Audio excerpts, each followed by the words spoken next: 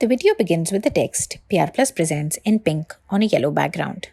In this video, Dr. Sangeeta Saxena, a gynecologist and co-founder of Enfold Proactive Health Trust, speaks to us about the various erogenous zones in our body, what they are, and how one can explore them by themselves or with assistance. At one point in the video, she also shows us how certain touches, pulls, and tugs at our scalp, wrist, and hair can evoke different feelings and responses. The scene shifts to the text, "What are erogenous zones?" written in white on a plum-colored background. Sexuality is something that is experienced and expressed using our entire body, using all our senses. The biggest sense organ, which we tend to not consider, sometimes we take it for granted, and the very first one to develop is touch. So touch is all over. The entire skin has touch sensations, and the erogenous zones are spread right from top to the bottom, actually. The scalp, the hair, the slight tug on this, or running the hands through the scalp, the mouth, and of course around the lips, the back of the ear, the behind the lobes, the neck, the nape of the neck, coming down on the underarms, even the armpits, the inside of the wrist here, the on the chest, of course, the nipples, and the breast, going downwards into around the navel, and then the lower abdomen, the pubic area, of course, genitals, inner thighs, the back of the knee. See, wherever the skin is soft, where it is not, we don't, when we kneel, it is the front of the knees. The back of the knees are sensitive. Then the sole, the toes, the sole, and around the ankles. The buttocks. So in fact, there's very little area which is not erogenous, right? And depending on which sensations have been lost because of whatever the underlying condition may be, there are so many other areas which can be explored. And I must say that now these areas, I can, if I hit it, it's not erogenous. It's not going to give me that sensation.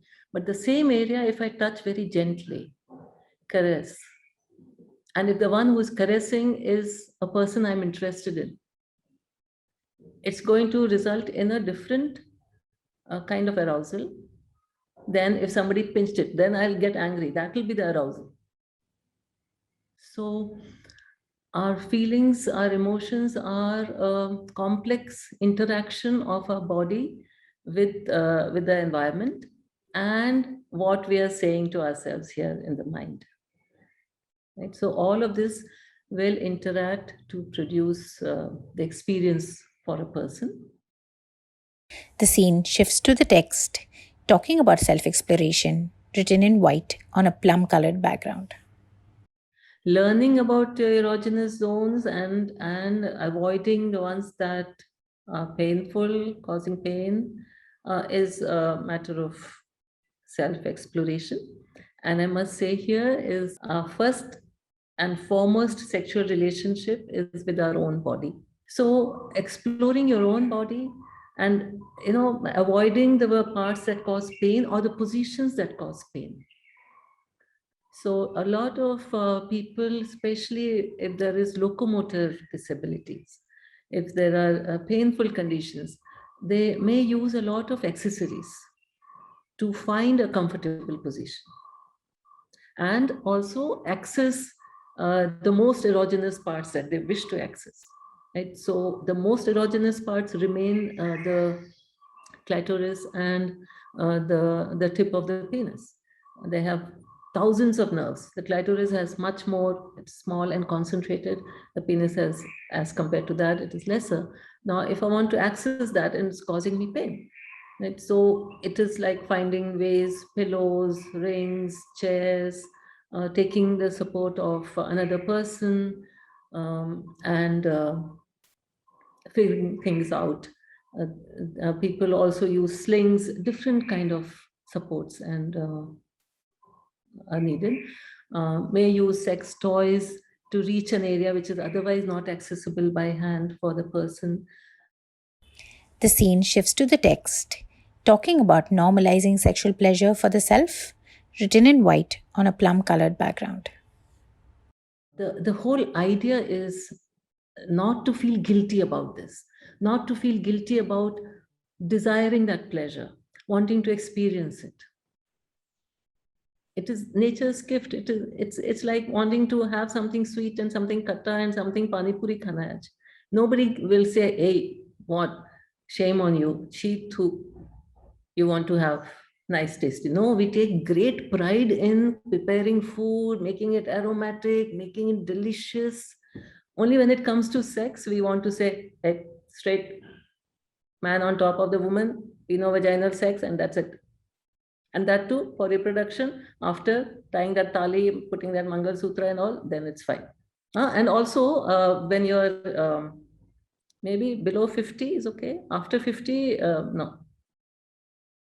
So all of that we have to kind of put in a bucket and put aside. And no, that's a baggage. That's a very big baggage that we have.